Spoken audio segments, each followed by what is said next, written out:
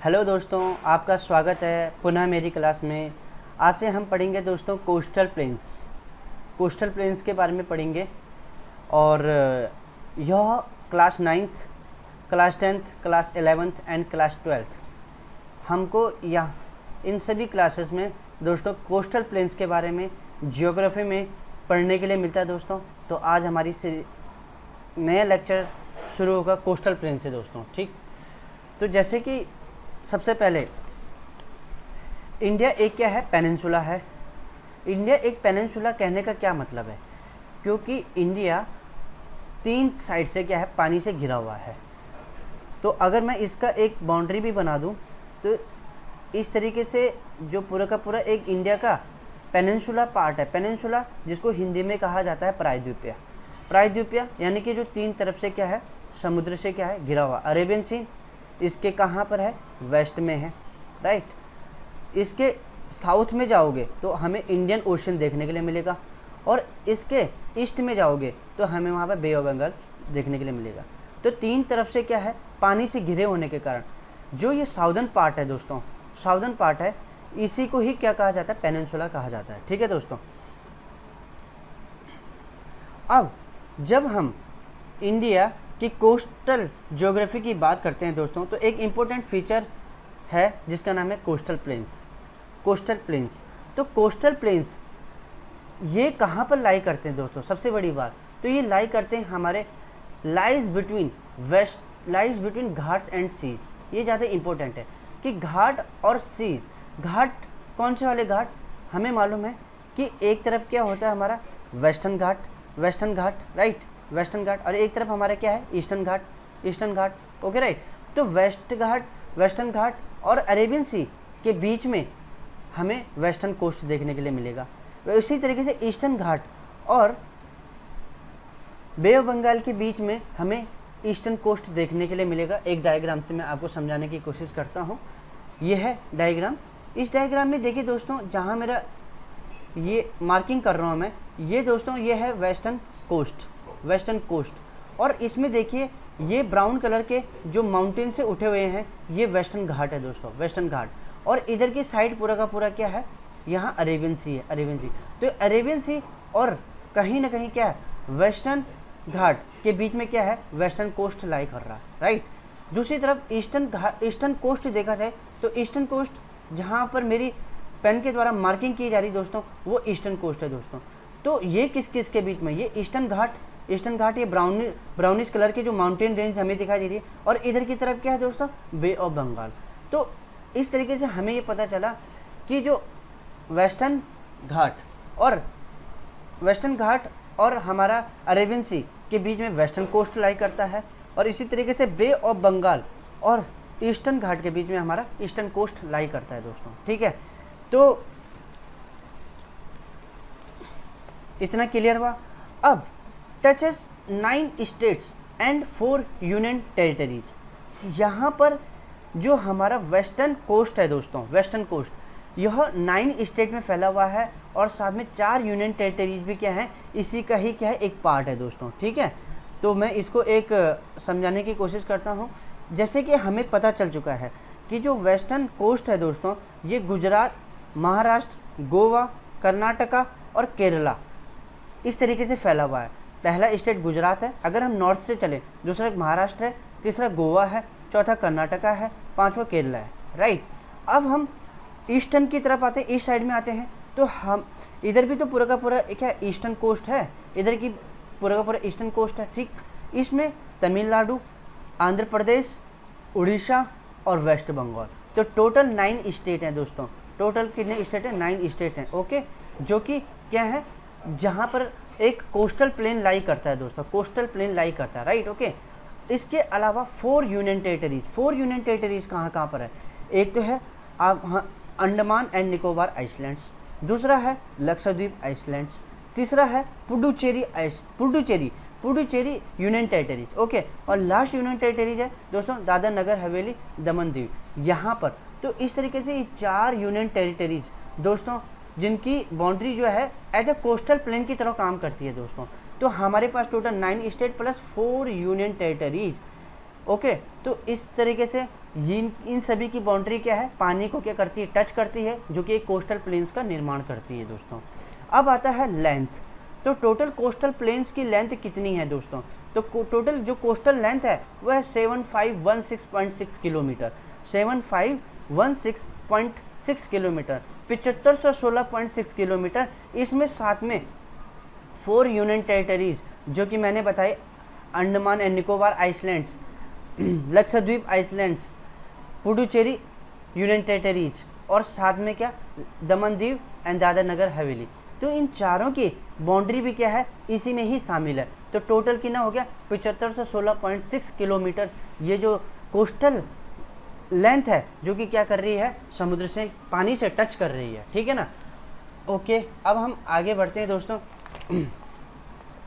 अच्छा, अब यहाँ पर हमें ये समझने वाली बात है दोस्तों, जो कोस्टल प्लेन्स होते हैं, एक तरफ तो क्या है, एक तरफ है western coastal plane, west side का कोस्टल प्लेन है, एक तरफ क्या है दोस्तों, ईस्ट साइड का क्या कोस्टल प्लेन है, ठीक है। तो हमें ये देखने के लिए मिलता है जो ईस्टर्न साइड का जो कोस्टल प्लेन है वो ज़्यादा क्या है, वाइड है। वाइड कहने का मतलब है कि ज़्यादा क्या है, चौड़े हैं। तो इसके और जबकि यहाँ पर क्या है, वेस्टर्न कोस्टल प्लेन कैसे हैं, नैरो हैं। कैसे, नैरो, यानी कि संकीर्ण, यानी कि कम, संकीर्ण बोलो, ये बोलो मैं पतले हैं, पतले हैं, ठीक है ना। तो इस तरीके से जो ईस्टर्न कोस्टल प्लेन है दोस्तों वो नैरो हैं, सॉरी, जो वेस्टर्न कोस्टल प्लेन है दोस्तों वो नैरो हैं, और वहीं ईस्टर्न कोस्टल प्लेन दोस्तों कैसे हैं, वाइड हैं, चौड़े। इसके पीछे का कारण ये है कि नदियाँ आप देख रहे हो, एक तरफ जो नदियाँ हैं, कावेरी, कृष्णा, गोदावरी, राइट, एंड महानदी। तो दोस्तों जब ये नदियाँ क्या होती हैं, बे ऑफ बंगाल में गिरने से पहले क्या करती हैं, डेल्टाज का फॉर्मेशन कर देती है दोस्तों। यहाँ सभी जगह ये क्या बना रही होती हैं, डेल्टाज बना रही होती है दोस्तों, डेल्टा। और तुम्हें मैंने ये पिछली क्लास में भी बताई है कि डेल्टाज जो होते हैं बहुत ही ज़्यादा फर्टाइल लैंड होता है दोस्तों, जिसके कारण क्या होता है दोस्तों कि ये जो ईस्टर्न कोस्ट है दोस्तों, ये क्या होता है, एक बहुत ज़्यादा क्या होता है, वाइड होता है दोस्तों, वाइड। वहीं क्या होता है, जो वेस्टर्न कोस्टल प्लेन होते हैं दोस्तों वो क्या होते हैं, नैरो होते हैं, क्योंकि यहाँ जो नदियाँ गिर रही हैं, ताप्ती, नर्मदा, माही, ये क्या होती है, किसी भी तरीके का कोई भी क्या नहीं बनाती, डेल्टा नहीं बना रही होती है दोस्तों, ठीक है ना। तो इस तरीके से हमें इन सभी चीज़ों के बारे में जानकारी होनी चाहिए।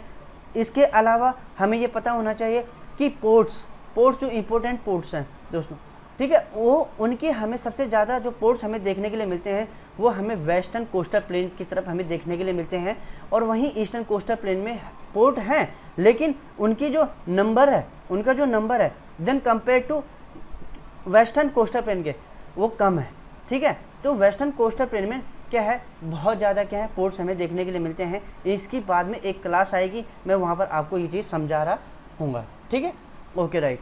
तो इस तरीके से हमने ये देखा।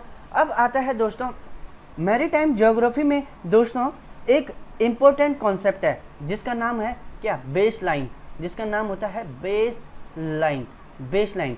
तो ये बेस लाइन क्या है, जब दोस्तों क्या होता है कि समुद्र का पानी, ये क्या है, यहाँ पर सी है, ठीक है ना, इधर भी क्या है, सी है दोस्तों, ठीक है। जब इस समुद्र का पानी क्या होता है, लो टाइड पे होता है, लो टाइड मतलब कहने का ये मतलब है कि जब पानी क्या होता है कि मतलब कि जो कोस्ट से उतर रहा होता है, एक टाइम तो पानी क्या होता है, कोस्टों में चढ़ता है, जब हम कहते हैं कि ज्वार आ गया, उसको हिंदी में ज्वार कहते हैं, ठीक है, हाई टाइड, ठीक है ना। और एक तरफ वो एक टाइम के बाद वो पानी क्या होता है, अपने आप को पीछे की तरफ क्या खींच रहा होता है, यानी कि जिसको हम कहते हैं हिंदी में भाटा, या फिर हम इसे कहते हैं लो टाइड। तो जब क्या होता है, लो टाइड होता है ना, अर्थात तटों से क्या पानी उतर रहा होता है नीचे के, वापस अपनी समुद्र में जा रहा होता है दोस्तों, ठीक है ना। तो उस टाइम पे जो लाइन हमें क्या कोस्ट में देखने के लिए मिलती है, उस टाइम पे हमें क्या क्लियर हमें अपने कोस्ट की एक बाउंड्री दिख जाती है।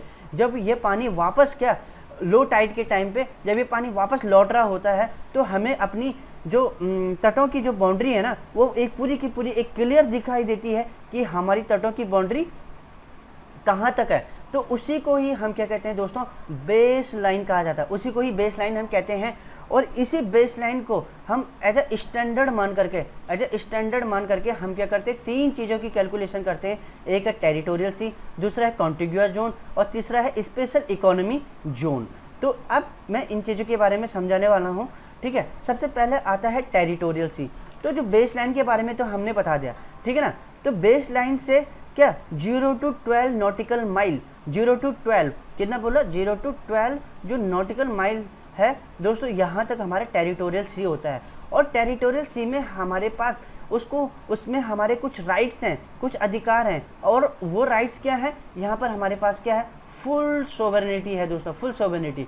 जैसे कि यहाँ पर हम पुलिस, नेवी, टैक्सेस के नियम हम यहाँ पर क्या कर सकते हैं, अप्लाई कर सकते हैं। हमारे यहाँ पर क्या है, फुल सोवरेनिटी। जैसे कि हमारी एक लैंड में अपनी फुल सोवरेनिटी होती है, वैसे दोस्तों क्या होता है 0 to 12 नॉटिकल माइल तक, जिसको टेरिटोरियल सी भी कहा जाता है दोस्तों, उस पर हमारी क्या होती है, फुल सोवरेनिटी होती है। ओके दोस्तों, इतना समझ में आया। अब दूसरी चीज़ है दोस्तों कि दूसरी चीज़ है कॉन्टिग्यूअस जोन्स। कॉन्टिग्यूअस जोन ये कहाँ से कहाँ तक होता है, ये बेस लाइन से ही शुरू हो जाता है दोस्तों। जैसे कि आपको मालूम है कि बेस लाइन से और कहाँ तक, 12 नॉटिकल माइल तक क्या हमारे पास टेरिटोरियल सी है, राइट, टेरिटोरियल सी है, राइट। इसके बारे में मैंने आपको बताया। अब 12 to 24 nautical mile, 12 to 24 nautical mile तक हमारे पास क्या होता है, कॉन्टिग्यूअस जोन होता है दोस्तों। क्या होता है, कॉन्टिग्यूअस जोन होता है, याद रखना। इस कॉन्टिग्यूअस जोन में हम क्या करते हैं, कस्टम ड्यूटी को वसूलते हैं दोस्तों, और स्मगलिंग जैसी अगर कोई वहाँ पर एक्टिविटी हो रही तो उस पर हम कंट्रोल कर सकते हैं दोस्तों। तो ये है दोस्तों क्या, कॉन्टिग्यूअस जोन, जो कि 12 to 24 नॉटिकल माइल तक है। इस पर क्या है कि भारत जो सरकार है, इसमें कस्टम ड्यूटी को क्या कर सकते हैं, वसूल सकती है, और साथ में स्मगलिंग कंट्रोल के लिए यहाँ पर एक्शन ले सकती है दोस्तों, ठीक है। अब लास्ट आता है special economy zone, EEZ, special economy. ये सबसे क्या है, बड़ा क्षेत्र, सबसे वाइड क्षेत्र है, सबसे बड़ा क्षेत्र है दोस्तों, क्योंकि ये 0 से 200 नॉटिकल माइल तक चले जाता है। जैसे कि यहाँ पर बता रखा है, यहाँ से शुरू हो रहा है पूरा का पूरा, काफ़ी आगे तक ये चला जा रहा है, 200 नॉटिकल माइल तक ये स्पेशल इकोनॉमी जोन होता है। इसमें भारत सरकार के पास कुछ राइट्स हैं, जैसे कि इकोनॉमिक राइट्स, इसमें लिखा हुआ इकोनॉमिक राइट्स। इकोनॉमिक राइट्स में जैसे हम ऑयल, नेचुरल गैस, फिशरीज, है ना, ये जो रिसोर्सेज हैं इनका हम एक्सप्लोरेशन कर सकते हैं, ठीक है। और साथ में हम यहाँ पर क्या कर सकते हैं, साइंटिफिक रिसर्च अगर हमें करनी है, क्या साइंटिफिक रिसर्च अगर हमें करनी है तो उसके लिए भी क्या है कि स्पेशल इकोनॉमी जोन में अलाउ है दोस्तों। तो इस तरीके से दोस्तों आज मेरी ये क्लास में हमने एक बेसिक आइडिया लिया, ठीक है ना, कि western coast and eastern coast कहाँ पर लाई करते हैं, किन किन स्टेट्स में ये फैले हुए हैं दोस्तों, ठीक है ना। और इसके साथ साथ हमने टेरिटोरियल सी, कॉन्टिग्यूअस जोन्स और स्पेशल इकोनॉमी जोन के बारे में चर्चा करी दोस्तों। तो दोस्तों बहुत बहुत थैंक यू, आपने मेरी ये वीडियो देखी, आपको कैसा लगा ज़रूर ये कमेंट में बताइए, और इसी तरीके से हमारे साथ बने रहिए। Thank you so much.